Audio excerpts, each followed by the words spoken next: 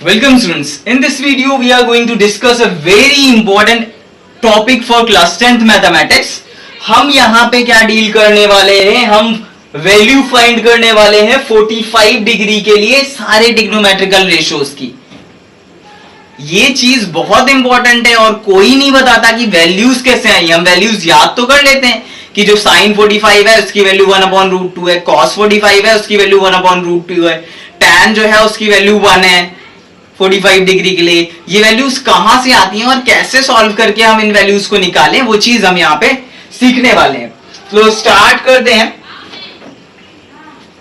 45 degree के लिए। तो एक हमारे पास राइट एंगल ट्राइंगल है ये, ठीक, जिसका कोई भी एक एंगल, ये मान लेते हैं ए बी सी एक राइट एंगल ट्राइंगल है जिसका कोई एक एंगल 45 डिग्री का है और राइट एंगल बी पे है। तो एक एंगल 45 डिग्री का, दूसरा एंगल 90 डिग्री, तो तीसरा एंगल भी 45 का होगा। मींस ये जो हमारा एंगल ए जो है अगर वो 45 डिग्री है तो एंगल सी भी जो है वो 45 डिग्री होगा। तो ये क्या बन जाएगा, ये एक आइसोसेलेस ट्राइंगल बन जाएगा। आइसोसेलेस ट्राइंगल जैसे ये बना, ये साइड मतलब ए बी और जो बी सी है ये दोनों साइड एक दूसरे के इक्वल हो गई। A B is equal to B C हो गया। ये चीज क्लियर हुई होगी कि A B side B C side के इक्वल आ गई। तो अगर मैं इसको x मान लूं, अगर मेरा ये x हो जाएगा तो ये साइड भी x होगी। हाइपोटेन्यूस अगर मैं निकाल लूं, इधर से हाइपोटेन्यूस निकालते हैं ना, तो हाइपोटेन्यूस क्या हो जाएगा, हाइपोटेन्यूस का square is equal to x square plus x square, ठीक, ए का स्क्वायर प्लस बी का square is equal to hypotenuse का स्क्वायर। तो हाइपोटेन्यूस का square is equal to root of 2x square, that is root 2x।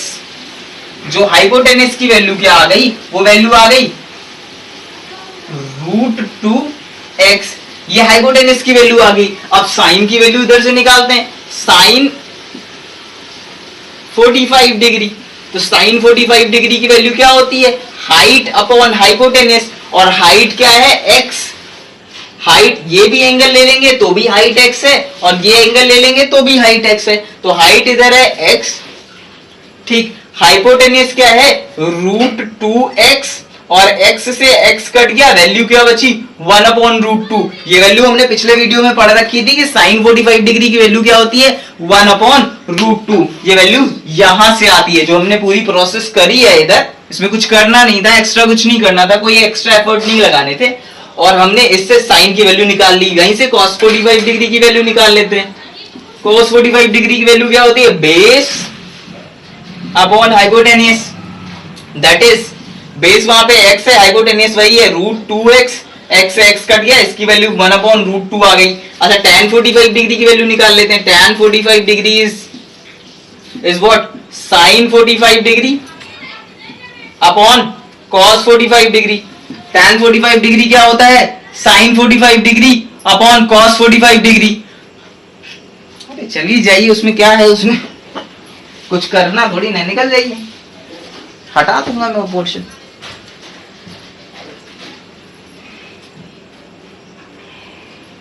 हाँ, तो tan 45 degree का value क्या होती है, sin 45 degree upon cos 45 degree, या फिर क्या होती है हाइट अपॉन बेस।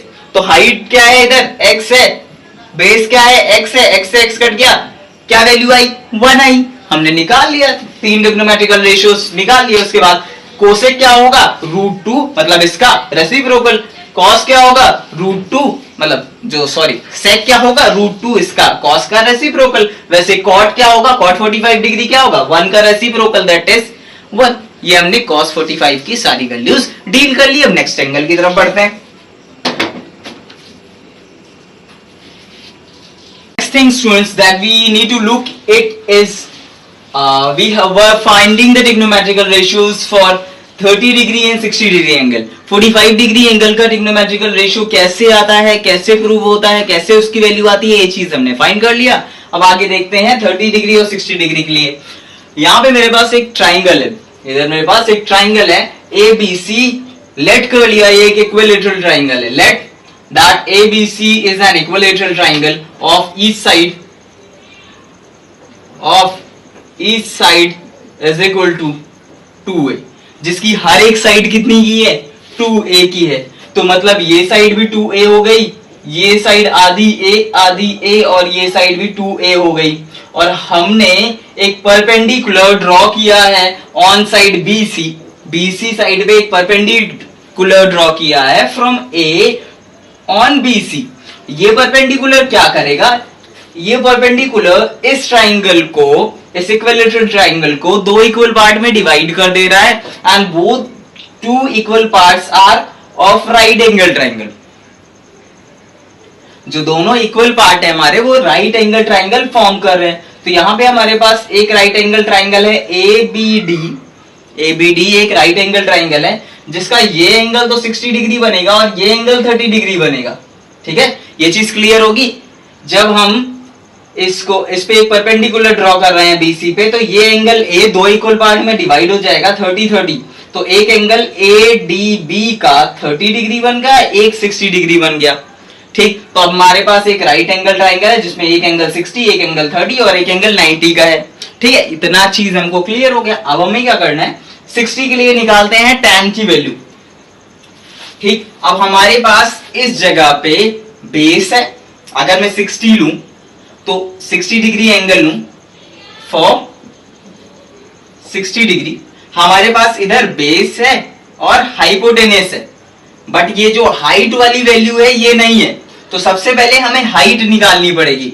तो हाइपोटेनस का square is equal to height का स्क्वायर प्लस बेस का स्क्वायर।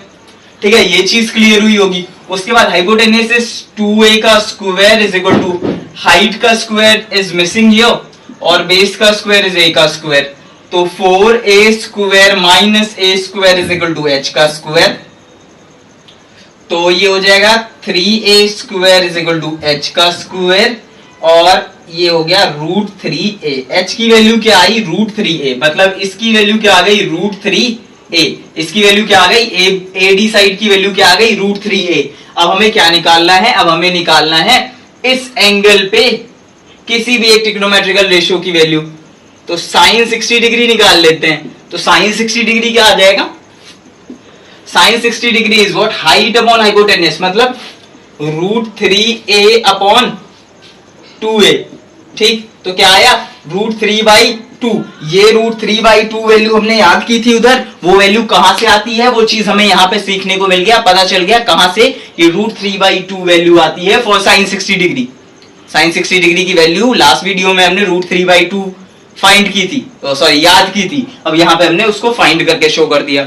अच्छा, नेक्स्ट देखते हैं, अगर मैं 30 डिग्री के लिए वैल्यू निकालूं तो sin 30 डिग्री के लिए ये साइड इसके अपोजिट हो गया A, इसके अपोजिट A हो गया। तो A हाइट है, हाइपोटेनस 2a है, हाइट A है, hypotenuse 2a for angle 30 degree. इस ट्राइंगल में 30 डिग्री एंगल के लिए हाइट हमारा A है, मतलब BD साइड हाइट है और हाइपोटेनस इज BA। ठीक, तो वैल्यूज पुट कर देते हैं। Height upon hypotenuse that is A upon 2a that is 1/2। Hence we can find out the value of sin 30 degree. हमने sin 30 डिग्री की वैल्यू फाइंड कर ली विच इज 1/2, जो 1/2 है। ठीक, वैसे इधर cos की वैल्यू, अब तीनों साइड हमें इस ट्राइंगल में पता है तो हम cos, tan, cot किसी भी ट्रिग्नोमेट्रिकल रेशियोज की वैल्यू फाइंड कर सकते हैं। और हमने ये चीज फाइंड कर ली, ये चीज पता लगा ली कि कैसे cos 60 डिग्री या 30 डिग्री की वैल्यू आती है। अब 0 डिग्री और 90 डिग्री के लिए साइन कॉस या अदर ट्रिग्नोमेट्रिकल रेशियोज की क्या वैल्यूज आ रही हैं और कैसे वैल्यूज आ रही हैं वो चेक करते हैं। तो अगर मैं 0 डिग्री की बात करूं, सबसे पहले अगर मैं 0 डिग्री की बात करूं तो अगर मेरे पास एक ट्राइंगल है, if I have a triangle ABC which is a right angle triangle, ABC which is a right angle triangle, and when I am making this angle B smaller and smaller and smaller, मैं अगर इस angle B को छोटा छोटा और छोटा करता जाऊं तो क्या होगा, ये B जब छोटा होगा तो ये जो साइड AB है इसकी लेंथ डिक्रीज होती जाएगी।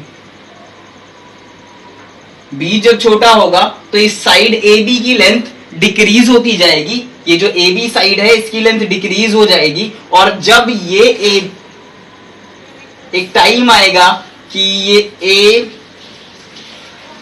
ए बी जो है वो बी पॉइंट पे होगा, जो ए पॉइंट है ये ए पॉइंट ओवरलैप करेगा एट बी पॉइंट,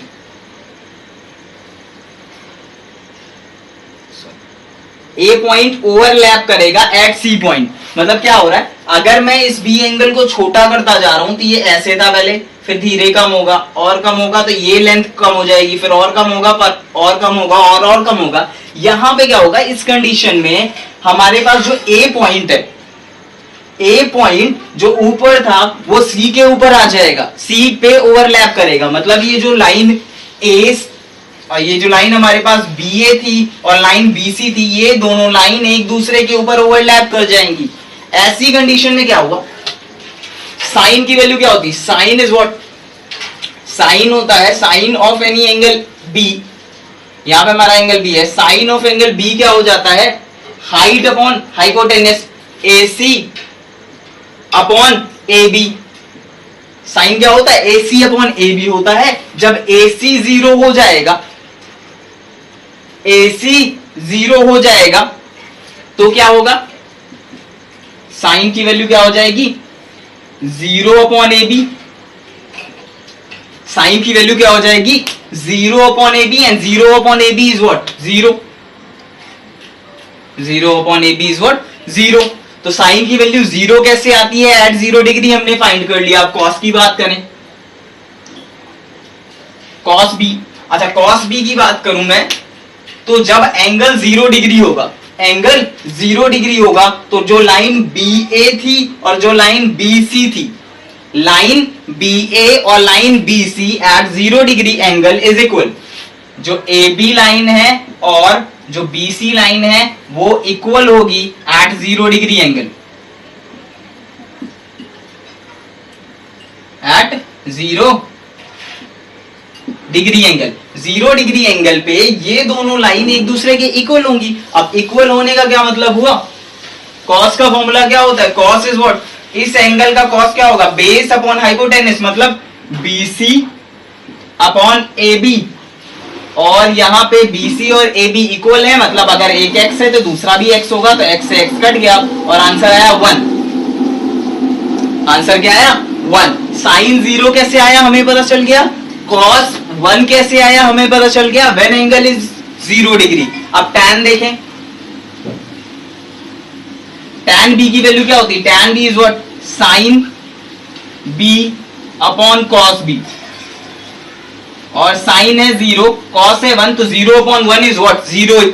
0 अपॉन 1 क्या होता है, 0 होता है। तो tan B की वैल्यू भी 0 आ गई। कहां से आई वो चीज हमने यहाँ पे समझ ली, ठीक है। उसके बाद हम कोसेक का निकाल सकते हैं। कोसेक क्या हो जाएगा, इसके नीचे AB था, AB अपॉन 0 इज अनडिफाइंड, ये 0 अपॉन AB था, और कोसेक क्या हो जाएगा, AB अपॉन 0, इसी का रेसिप्रोकल व्हिच इज अनडिफाइंड। सेक की बात करें, ये 1 है, 1 का रेसिप्रोकल 1 होगा, तो सेक की वैल्यू 0 डिग्री पे 1 होगी। उसके बाद उसकी tan के उल्टा क्या, कॉट की बात करें, अगर कॉट की बात करें तो ये हो जाएगा 1 upon 0, and 1 upon 0 is also not defined. तो कॉट के लिए, कॉट 0 के लिए भी वैल्यू डिफाइंड नहीं होगी, और कोसेक 0 के लिए भी वैल्यू डिफाइंड नहीं होगी फॉर एंगल 0 डिग्री। अब 90 की बात करेंगे, for 90 degree angle, 90 degree angle के लिए क्या केस है, देखिए जब मेरा एंगल, कोई भी मेरे पास अगर ट्राइंगल है, ये मेरे पास अगर ट्राइंगल है ABC,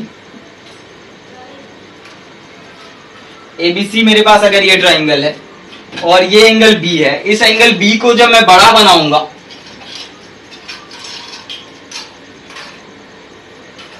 जब मेरा ये एंगल B बढ़ेगा तो BC की वैल्यू कम होगी।